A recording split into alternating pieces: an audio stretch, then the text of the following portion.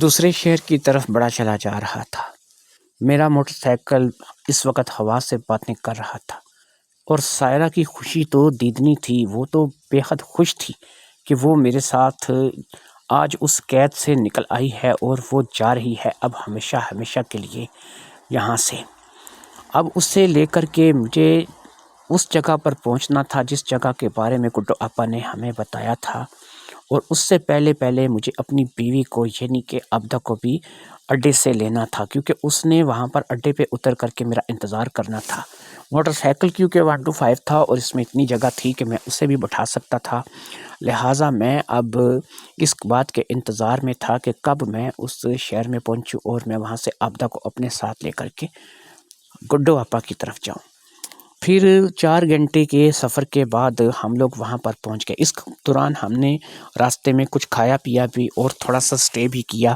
اور ہم بڑی احتیاط کے ساتھ جو ہے وہ سفر کرتے ہوئے 4 گھنٹے کے سفر کے بعد لاری اڈے کے پاس پہنچے، تو وہاں پر ہمیں عبدہ مل گئی اور پھر میں نے عبدہ کو اپنے ساتھ لیا اور گڈو آپا کے گھر کی طرف روانہ ہو گیا۔ جب ہم گڈو آپا کے گھر میں پہنچے تو اس نے بھی بہت ہی خاموشی کے ساتھ ساری باتوں کا انتظام کر رکھا تھا،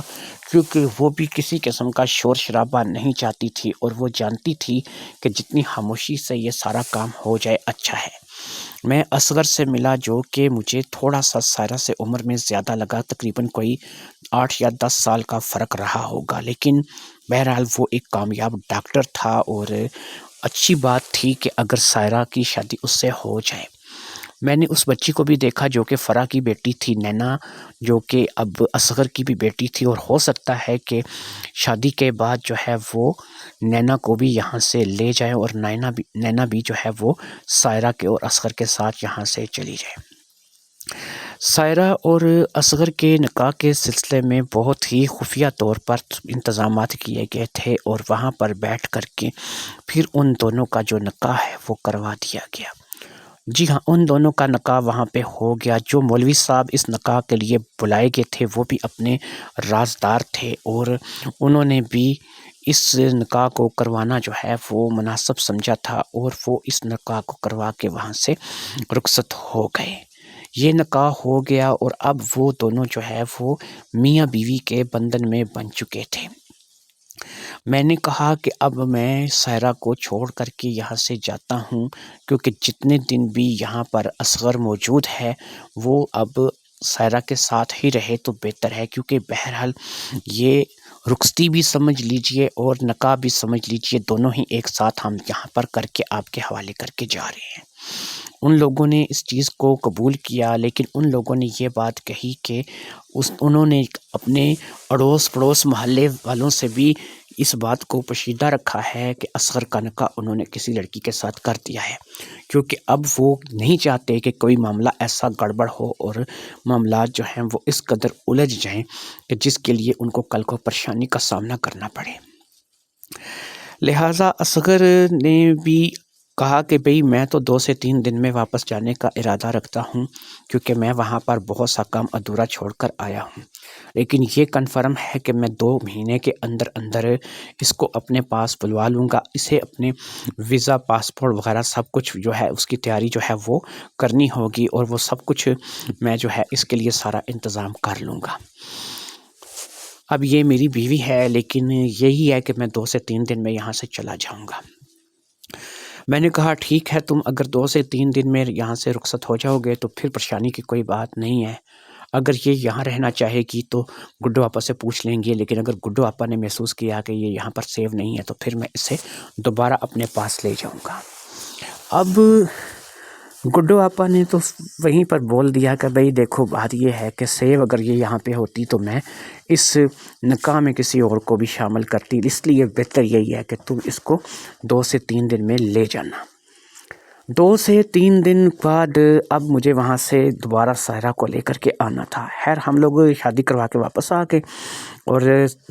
جو میری بیوی تھی عبدہ وہ گھر کے لیے روانہ ہو گئی، اور میں اپنی ورکشاپ کی طرف آ گیا، کیونکہ جب میں اپنے شہر واپس پہنچا تھا اس نکاح کو کروانے کے بعد تو ابھی میری ورکشاپ کا ٹائم تھا، تو میں نے سوچا چلو کچھ کام کر لیتے ہیں۔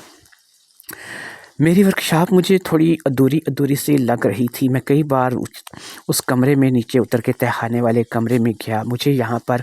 ہر طرف سائرہ کی یادیں محسوس ہو رہی تھیں۔ مجھے ایسا لگ رہا تھا کہ اب بھی وہ نیچے اسی تہخانے والے کمرے میں ہے اور میں جو ہے وہ اسی سے ملنے کے لیے آ رہا ہوں، لیکن نہیں، اس وقت تو ظاہری بات ہے کہ وہ اپنے شوہر کے پاس تھی اور میں اسے وہاں پر چھوڑ آیا تھا اس کا نکاح کروانے کے بعد۔ بہرحال گڈو آپا ایک اچھی عورت تھی لیکن ڈری ہوئی تھی۔ وہ بھی چاہتی تھی کہ یہ باتیں سامنے نہ آئیں،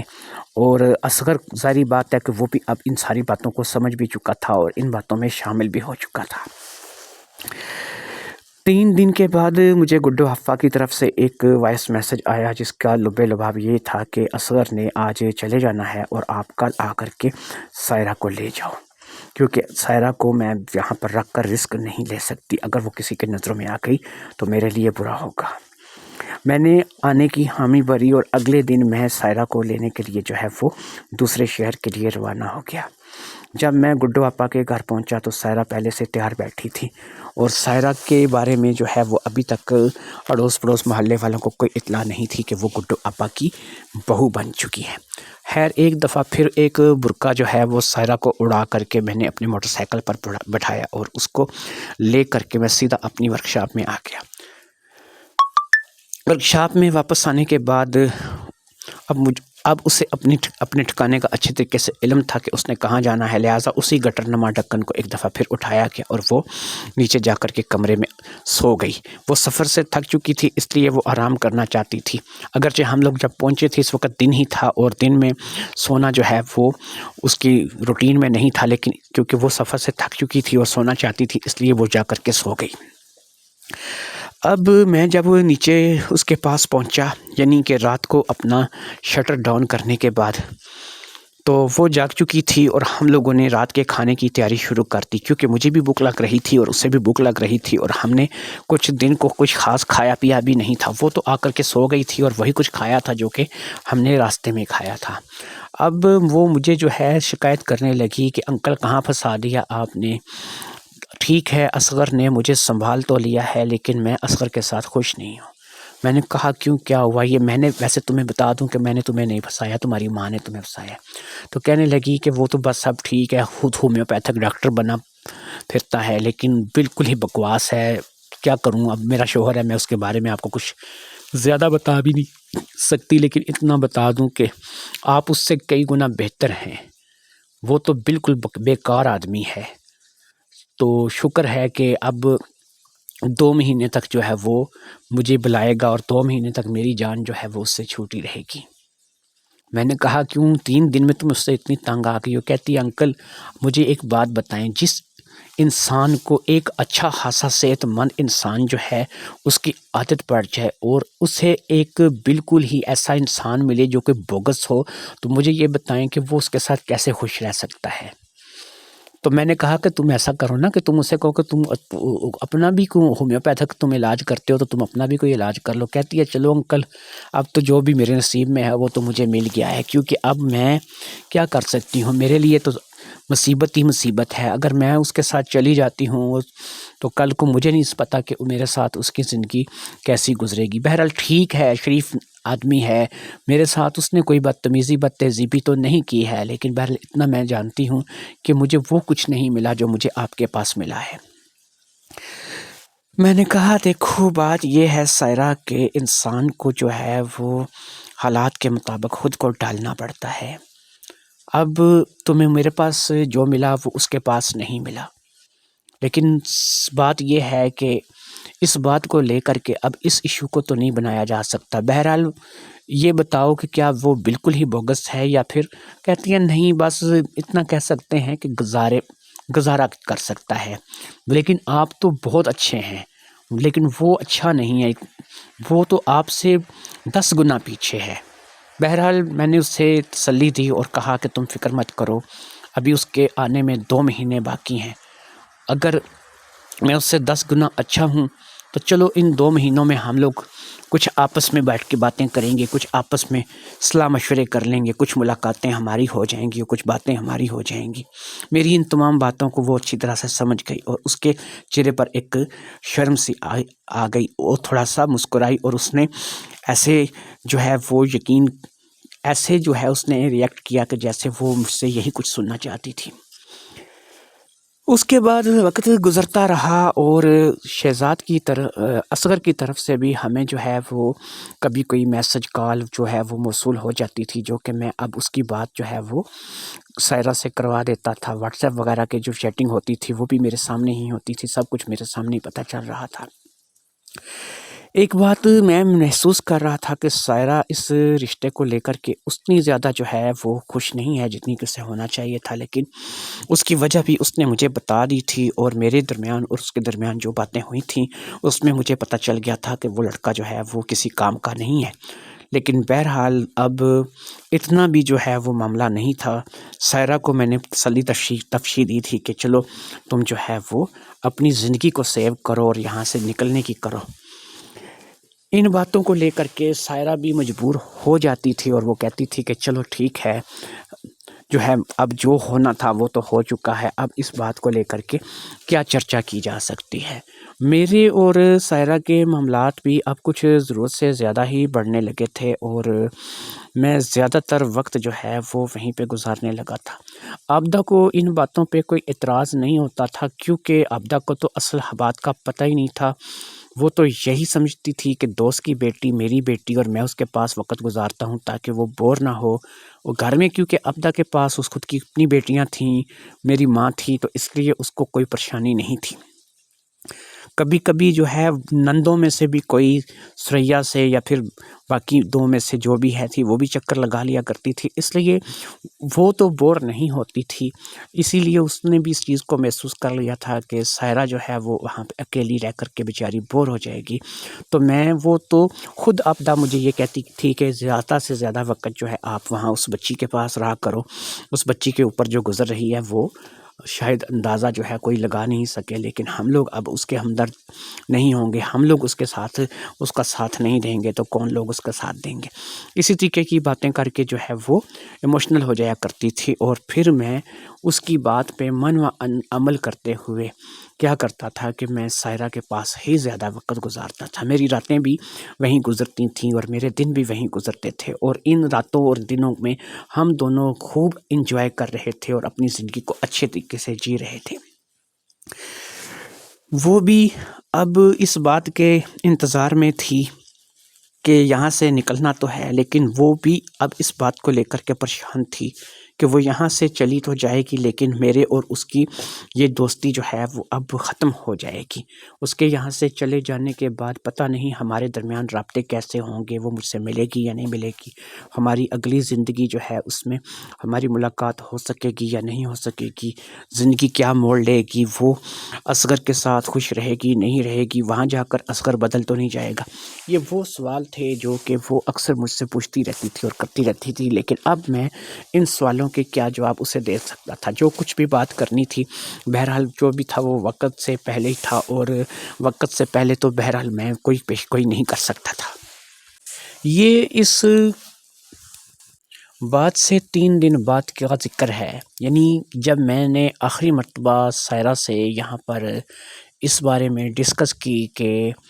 وہ اصغر کو لے کر کے کیا محسوس کر رہی ہے، تو وہ کچھ زیادہ مطمئن نہیں تھی۔ تو اس بات کو لے کر کے وہ مطمئن تو نہیں تھی، اور یہ بات میں بھی جان چکا تھا، لہٰذا اس بات کے 3 دن بعد کا ذکر ہے کہ میں ورکشاپ میں بیٹھا تھا، تو ایک لڑکا جو ہے وہ موٹر سائیکل آ کر کے اس کا میری ورکشاپ کے پاس رکا۔ یہ مجھے کوئی جانا پہچانا لگا، کیونکہ مجھے ایسا لگا کہ میں نے یہاں تو اسے کہیں دیکھا ہے،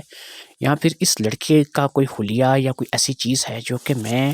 اچھے طریقے سے جانتا ہوں، سن چکا ہوں۔ مجھے کچھ ایسا محسوس ہو رہا تھا کہ یہ اجنبی چہرہ نہیں، یہ کوئی شناسا چہرہ ہے۔ خیر اس نے مجھے موٹر سائیکل کے کام کے لیے کچھ کہا، اور میں نے اس کے موٹر سائیکل کا جو کام تھا وہ کر دیا۔ وہ بڑے گور کر کے میرے اس ورکشاپ کو دیکھ رہا تھا، اور مجھے بھی جو ہے وہ کافی جو ہے وہ گہری نظروں سے دیکھ رہا تھا۔ اس نے کسی قسم کی بات تو نہیں کی اور وہاں سے موٹر سائیکل کو ٹھیک کروا کے رخصت ہو گیا۔ اس کے جانے کے بعد میں سوچنے لگا کہ یہ کون لڑکا ہو سکتا ہے، یا پھر اس لڑکے کو میں نے کہاں پر دیکھا ہے، یا پھر میں اس لڑکے کو جانتا ہوں یا نہیں جانتا ہوں۔ ایسی ایک دویدھا تھی جو کہ میرے اندر جو ہے وہ پل رہی تھی، لیکن مجھے سمجھ میں نہیں آ رہا تھی کہ کیا ہے کیا نہیں ہے۔ رات کو ورکشاپ بند کی اور میں اب سائرہ کے پاس نیچے تہہ خانے والے کمرے میں چلا گیا۔ اس نے بھی میرے چہرے پر ایک کشمکش دیکھ لی تھی، کیونکہ اب وہ میری چہرہ شناسا بھی ہو چکی تھی۔ لہٰذا اس نے میرے آگے ایک سوال کیا اور اس نے کہا کہ کیا بات ہے انکل، آپ کچھ پریشان دکھائی دیتے ہیں۔ تو میں نے اس کو بتایا کہ میرے پاس آج دوپہر میں ایک لڑکا آیا تھا،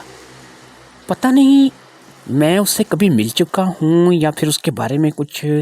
سنا ہے، یا پھر کوئی ایسی بات ضرور تھی کہ مجھے ایسا لگا کہ میں اسے جانتا ہوں، لیکن باوجود کوشش کے مجھے یاد نہیں آیا کہ وہ کون تھا اور کیا نام تھا، یا پھر میں اسے کہاں ملا ہوں وغیرہ وغیرہ۔ اسی قسم کی بات کو لے کر کے میں دوپہر کا پریشان ہوں، لیکن بہرحال وہ بھی بڑی ہی عجیب نظروں سے نہ صرف کہ مجھے دیکھ رہا تھا، بلکہ وہ ہمارے ورکشاپ کو بھی بڑے گھور گھور کے دیکھ رہا تھا۔ کہنے لگی انکل، ہو جاتا ہے کبھی کبھی، ایسا لگتا ہے کہ بندہ کسی کو پہچانتا ہے، شاید وہ آپ کو پہچان رہا تھا یا آپ اسے پہچان رہے تھے، ایسا لگتا ہے، لیکن اصل میں ہوتا نہیں ہے۔ کبھی کبھی کچھ لوگوں کو دیکھ کر دھوکہ ہو جاتا ہے۔ تو بہرحال کوئی بھی ہو سکتا ہے پہلے اس نے کبھی آپ سے بائک کا کام کروایا ہو، اس کو لے کر کے پہچان رہا ہو، یا پھر کوئی اور بات ہوئی ہو جس کو لے کر کے وہ آپ کو پہچاننے کی کوشش کر رہا ہو۔ تو یہ اتنی کوئی ایسی بات نہیں ہے کہ آپ اس کو لے کر کے پریشان ہوں، آپ کچھ اور بات کریں تاکہ آپ کا اس بات سے دھیان ہٹ جائے۔ ایک لمحے کے 1000ویں حصے میں میرے ذہن میں ایک بات آئی۔ میں نے کہا سائرہ، ایک بات پوچھوں، تم نے مجھے کامران کا جو حلیہ بتایا تھا اور جو موٹر سائیکل جو اس کے پاس ہے یا کوئی سواری اس کے پاس ہے، اگر تم جانتی ہو تو اس کے بارے میں کچھ بتاؤ۔ کہنے لگی آپ کو یہ آج بیٹھے بیٹھے کامران کیسے یاد آ گیا؟ میں نے کہا تم بتاؤ تو صحیح، شاید میں کسی وجہ سے پوچھ رہا ہوں۔ اب اس نے مجھے کامران کا حلیہ ایک دفعہ پھر بتانا شروع کیا، اور پھر اس نے یہ بھی بتایا کہ اس کے پاس ایک باقاعدہ بائک موجود ہے، اور بائک بھی وہی تھی اور کامران بھی وہی تھا، یعنی جو مجھ سے ملنے کے لیے دن کو آیا تھا وہ کامران تھا۔ لیکن کامران کو میرے بارے میں کیسے پتہ چلا؟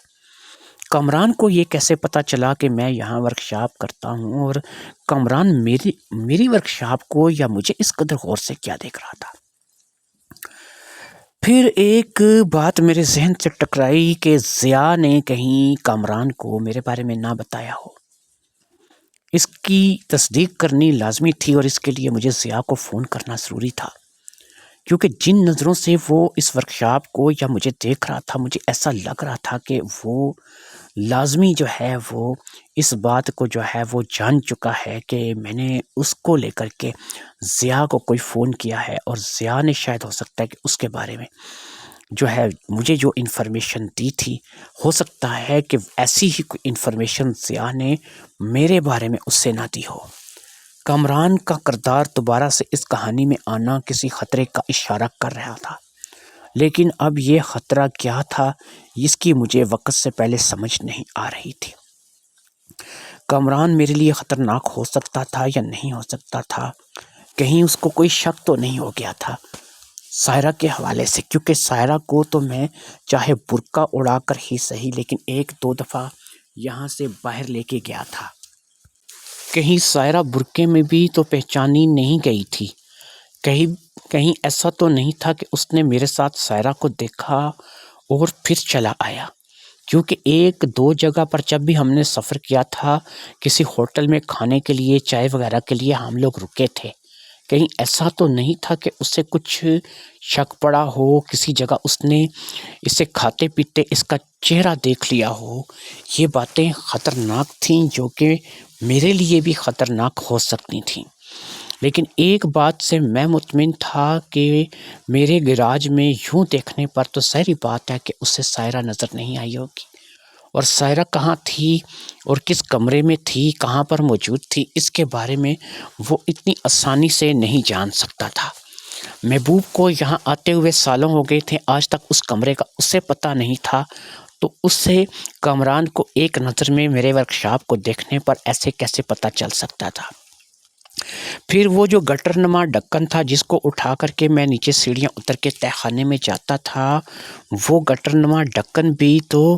ایک ایسے انداز میں بنا ہوا تھا کہ کوئی بھی اس چیز کو جج نہیں کر سکتا تھا کہ یہاں سے اس کو اٹھا کر کے نیچے جانے کے لیے کوئی راستہ رہا ہوگا۔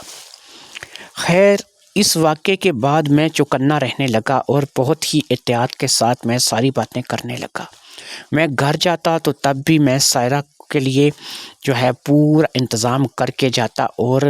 ویسے مجھے خطرہ نہیں تھا کہ کوئی میری ورکشاپ کے تالے توڑ کر کے اندر گھس کے کچھ ڈھونڈنے کی کوشش کرے گا، لیکن اگر ایسا ہوتا بھی تو نیچے سے تالا لگانے کا اب میں نے سائرہ کو بول دیا تھا، اور وہ نیچے سے تالا لگا لیتی تو کسی کو وہ نیچے جانے کا راستہ جو ہے وہ دکھائی نہیں دیتا، اور وہ راستہ جو ہے وہ چھپے کا چھپا رہ جاتا۔ اور پھر سب سے بڑی بات یہ تھی کہ اگر وہ سیڑھیوں پہ پہنچ بھی جاتا تو اس سیڑھیاں اتر کر بھی آخر میں ایک دروازہ تھا جسے کھولنا پڑتا تھا۔ سائرہ کو میں نے اس بات سے ساودھان کر دیا تھا کہ کامران اگر تھا تو خطرہ کی علامت ہو سکتا تھا، لہٰذا ان باتوں کو لے کر کے میں نے بھی احتیاط کرنی شروع کر دی تھی۔ اب میں ایک دن اپنے گھر جاتا تھا اور ایک دن میں سائرہ کے پاس رکتا تھا۔ سائرہ کے پاس جب میں رکتا تھا تو میں اپنی کچھ ایسا اوزار وغیرہ اپنے پاس ضرور رکھتا تھا کہ جس کو اگر میں ضرورت کے وقت استعمال کرنا چاہوں تو کر سکوں، لہٰذا اب میں نے اس بات کا فیصلہ کر لیا تھا کہ اگر کبھی اچانک ایسا کوئی حملہ ہو جائے اور ورکشاپ کے تالے توڑ کے کوئی اندر آ جائے تو کیونکہ رات میں یہاں پر جو روڈ تھی، جس روڈ پر ہماری یہ ورکشاپ تھی، زیادہ رش نہیں ہوتی تھی اور صرف دن کے وقت ہی یہاں پر جو ہے وہ رش ہوا کرتی تھی، اس لیے میں نے اس چیز کا فیصلہ کر لیا تھا کہ میں جو بھی کروں گا، جیسا بھی کروں گا، سائرہ کی حفاظت کے لیے تو میں کوئی بھی قدم اٹھا سکتا تھا۔ اس دوران میں نے ایک کام کیا تھا کہ میں نے ضیاء کو فون کر لیا تھا، کیونکہ میں ضیاء سے اس بارے میں معلومات حاصل کرنا چاہتا تھا کہ کہیں ضیاء نے کوئی بات جو ہے وہ میری اس تک نہ پہنچائی ہو، لیکن ضیاء اس بات سے صاف مکر گیا۔ اس نے کہا کہ میری تو کبھی بھی شکور سے یا پھر اس کے بھتیجے سے، کامران سے کوئی بات نہیں ہوئی، اور تمہاری اس فون کال کے بعد تو ظاہری بات ہے کہ ان سے اس سلسلے میں یا تمہارے بارے میں بات کرنے کا کوئی سوال ہی پیدا نہیں ہوتا تھا۔ اب اس بات کے بعد میں ضیاء سے تو مطمئن ہو گیا، لیکن مجھے اب یہی لگ رہا تھا کہ جب ہم دوسرے شہر کے راستے میں ہم لوگ رکے، کھائے پی، تو وہاں پر ہو سکتا ہے کہ کامران نے کہیں سائرہ کو دیکھا ہو، اور اس بات کو لے کر کے اس نے مجھے بھی دیکھا ہو، کیونکہ میں تو برقعے میں نہیں تھا، تو اب وہ میری ورکشاپ پہ آ کر کے صرف یہ تصدیق کرنے آیا ہو کہ واقعی سائرہ میرے پاس ہے یا نہیں ہے۔ لہٰذا انتہائی احتیاط کے عالم میں میں وقت گزار رہا تھا۔ پھر ایک دفعہ 2-3 دن گزرنے کے بعد وہی موٹر سائیکل میرے پاس آیا، لیکن اس بار اس نے اپنے آپ کو بالکل لاپرواہ سا ظاہر کیا اور تھوڑا سا موٹر سائیکل کا کام کروا کے نکل گیا۔ اب بھی اس نے ورکشاپ میں کچھ نظر دوڑائی تھی، لیکن وہ اب ویسا نہیں دیکھ رہا تھا جیسا کہ اس روز دیکھ رہا تھا۔ مجھے ایسا لگتا تھا کہ شاید وہ اس بات پر، اس نتیجے پر پہنچا ہے کہ میرے اوپر شک کرنا اس کی غلط فہمی ہے، اور اسے میرے اوپر کسی قسم کا شک نہیں کرنا چاہیے، کیونکہ میں نے اپنے ہاؤ بھاؤ سے، اپنی باتوں سے کبھی بھی اس چیز کا احساس نہیں ہونے دیا تھا کہ میں سائرہ کو جانتا ہوں یا پھر سائرہ جو ہے وہ میرے پاس ہے یا نہیں ہے۔ اسی طریقے سے میں اب اپنی ڈیوٹی جو ہے وہ انجام دے رہا تھا۔ ایک دن میں اپنے گھر چلا جاتا اور ایک دن میں سائرہ کے پاس رہتا۔ اب تو یہاں پر سسٹم یہ چل نکلا تھا کہ جب بھی میں سائرہ کے پاس رہتا وہ رات ہماری خوشیوں سے خالی نہ جاتی، اور وہ بھی مجھ سے ذہنی سکون حاصل کر لیتی اور میں بھی اس سے سکون حاصل کرتا۔ دونوں کی ایک دوسرے کو عادت لگ چکی تھی، وہ میرے بغیر نہیں رہتی تھی اور میں اس کے بغیر نہیں رہتا تھا۔ اس کی تو یہ ڈیمانڈ تھی کہ میں کبھی بھی جو ہے اسے چھوڑ کر نہ جاؤں، لیکن مجھے اپنی فیملی کو دیکھنا بھی لازمی تھا۔ دن گزرتے گئے اور وقت اسی طریقے سے گزرنے لگا، اور پھر ایک وقت ایسا آیا کہ ایک خوشی کی خبر جو ہے وہ ہم لوگوں تک پہنچ گئی، اور گڈو آپا کی طرف سے پیغام آیا کہ سب کچھ ریڈی ہے اور بس لڑکی کی ضرورت ہے، اور اب جو ہے وہ لڑکی کو ہم لوگوں نے یہاں سے رخصت کرنا ہے، لہٰذا سعودیہ جانے کی تیاری جو ہے وہ کرو۔ ہم لوگوں نے سائرہ کو سمجھایا، ایک بھرپور ملاقات میری بیوی عابدہ نے سائرہ کے ساتھ کی، اور کسی نہ کسی طریقے سے ہم لوگ اس بار صابرہ کو بھی یہاں تک لانے میں کامیاب ہو گئے۔ بڑی ہی مشکل سے محبوب کی نظروں سے بچا کر کے ہم صابرہ کو بھی اس تہخانے تک لے آئے تھے۔ ماں بیٹی کی ایک الوداعی ملاقات ہوئی، اور بہت ہی جو ہے وہ ایموشنل سین تھا، دونوں ہی گلے مل کر کے روئیں، اور دونوں کے درمیان بہت سے جملوں کا تبادلہ خیال ہوا، اور پھر اس کے بعد جو ہے وہ وہاں سے ایک رخصتی ہو گئی صابرہ کی، اور میں اور عابدہ جو ہے وہ ایک بار پھر پلان بنانے لگے گڈو آپا کے گھر جانے کا، اور پھر ہم لوگ سائرہ کو لے کر کے احتیاط کے ساتھ اسی طریقے سے کہ میں نے بیوی کو پہلے بھیج دیا، اور پھر میں موٹر سائیکل پہ لے کر کے اس کو چلا گیا۔ ہمیں کسی قسم کی پریشانی کا سامنا نہیں کرنا پڑا، اور پھر ہم گڈو آپا کے گھر پہنچ گئے۔ گھر پہنچ کر کے ہمیں وہاں پر بہت سی ایسی چیزیں مل گئیں کہ جو اب اس کے سعودیہ جانے کے لیے لازمی ہو چکی تھیں۔ اس کا پاسپورٹ، اس کے شناختی کارڈ، اس کے دیگر کارڈ، اس کے جو بھی سعودیہ حکومت کی طرف سے اس کے شوہر نے اس کے لیے بھیجا تھا، جو سپانسر تھا، وہ سب کچھ مل چکا تھا۔ لہٰذا ان تمام باتوں کے بعد یہاں پر سائرہ کے رکنے کا اب سوال پیدا نہیں ہوتا تھا۔ وہ وقت، وہ دن بھی آ گیا کہ جس روز سائرہ نے جہاز پہ بیٹھنا تھا، اور ہم لوگوں نے اسے کسی نہ کسی طریقے سے جو ہے وہ وہاں پر پہنچانا تھا۔ اس روز عابدہ گھر تھی، اور میں نے سائرہ کو رخصت کرنا تھا، اور رخصت کرنے کے لیے میں ہی سائرہ کو برقع پہنا کر کے ایئرپورٹ لے کر کے گیا تھا۔ وہاں پر بھی اس نے برقع تو ایک لحاظ سے اتار دیا تھا، لیکن میرا لایا ہوا ایک حجاب جس میں صرف اس کی آنکھیں دکھائی دے رہی تھیں، وہ اس نے پہن لیا تھا، کیونکہ برقع پہننا جو ہے وہ اس کے لیے ایئرپورٹ پہ تھوڑا مسئلہ بن رہا تھا۔ حتیٰ کہ برقعے میں بھی لوگ جو ہے وہ سفر کرتے تھے، لیکن اس کو وہاں پہ برقع پہننا تھوڑا پرابلم بن رہی تھی، اس لیے میں نے اسے باقاعدہ سے ایک حجاب پہنا دیا تھا جس میں صرف اس کی آنکھیں دکھائی دے رہی تھیں۔ اس حجاب کے ساتھ وہ اس ایئرپورٹ کے تمام تر مسائل سے نکل کر کے اس جہاز کی طرف بڑھ رہی تھی، جو کہ اب اسے سعودیہ لے کر جانے والا تھا، اس کے شوہر کے پاس۔ وہ اصغر کے پاس سعودیہ جانے والی تھی، اور ہم دونوں جو ہیں وہ ایک دوسرے سے جدا ہو رہے تھے۔ ہم دونوں کی دوستی یہیں تک تھی، یا پتہ نہیں آگے بڑھنے والی تھی یا نہیں۔ میری آنکھوں میں بھی آنسو تھے، اور اس کی آنکھوں میں بھی آنسو تھے۔ وہ بار بار مجھ سے لپٹ رہی تھی، اور ایک ہی بات کہہ رہی تھی کہ انکل، میرا جانے کو من نہیں چاہ رہا ہے، میں نہیں جانا چاہتی۔ نینا کو نہیں ساتھ لے کے جایا جا رہا تھا۔ نینا اپنی دادی گڈو کے پاس ہی تھی، اور دادی گڈو نے نینا کو اس سفر کے لیے روانہ نہیں کرنا مناسب سمجھا تھا، اور ویسے بھی صرف سائرہ کی جانے کی ہی جو ہے وہ ساری سیٹنگ ہوئی تھی۔ اس لیے سائرہ جو ہے وہ آج مجھ سے رخصت ہو رہی تھی، اور ایک جہاز تھا جو کہ میرے سامنے تھا، سعودی عرب جانے کے لیے کھڑا تھا، اور سائرہ آج اس جہاز کے ذریعے سے سعودی عرب کے لیے روانہ ہو رہی تھی۔ میرا وہ تہہ خانے والا کمرہ بالکل ویران ہونے والا تھا۔ اب میں ساری راتیں اپنے گھر پہ گزارنے والا تھا۔ اب میری کوئی ایسی دوست نہیں تھی جو کہ میرے پاس اکیلے بیٹھ کے مجھ سے باتیں کر سکے، جس کے ساتھ میں اپنی ہر کسی کی خوشی کو شیئر کر سکوں۔ بہرحال اس کے چلے جانے کے بعد میرے بیوی بچے تھے، میرا من تو لگ ہی جانا تھا۔ زیادہ عرصہ نہ صحیح، کچھ ہی عرصے میں اپنی بیوی بچوں کے ساتھ گھل مل جاتا۔ ہاں اتنا تھا کہ جب میں بھی اپنی ورکشاپ پہ آتا تو میں اس بات کو لے کر کے پریشان ہو جاتا، کیونکہ ظاہری بات ہے کہ یہاں پر ورکشاپ میں جو وقت میرا اور سائرہ کا گزرا تھا اسے میں کبھی بھی بھول نہیں سکتا تھا۔ سائرہ کو میں نے جہاز میں بٹھا دیا، اور جہاز سعودی عرب کے لیے اڑان بھر کے رخصت ہو گیا۔ وہ سعودی عرب جا رہی تھی اپنے شوہر کے پاس، اور میں بوجھل قدموں کے ساتھ اپنے گھر کے لیے روانہ ہو رہا تھا۔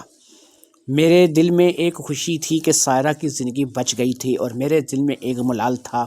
کہ سائرہ مجھ سے جدا ہو گئی تھی۔ میری اور سائرہ کی عمر میں بہت فرق تھا،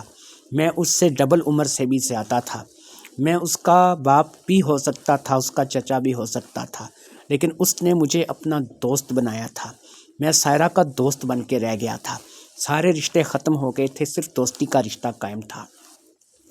سائرہ ہمیشہ کے لیے چلی گئی تھی، اب وہ سعودیہ چلی گئی تھی، پتہ نہیں کہ میری دوبارہ اس سے ملاقات ممکن تھی یا نہیں تھی۔ بوجھل بوجھل قدموں کے ساتھ میں اپنے گھر کی طرف بڑھ رہا تھا، ایسے لگتا تھا جیسے کچھ چھین سا گیا ہے، ایسا لگتا تھا جیسے اندر سے کچھ ختم ہو گیا ہے، لیکن بہرحال زندگی تو زندگی ہے، آہستہ آہستہ پھر اپنی روانی پہ چل نکلتی ہے۔ یہی کچھ ہوا، کچھ ہی عرصے میں سب کچھ نارمل ہوتا چلا گیا، میں اپنی بیوی اور اپنے بچوں کے ساتھ خوش رہنے لگا، اور سائرہ کے بارے میں سنا کہ وہ بھی خوش ہے۔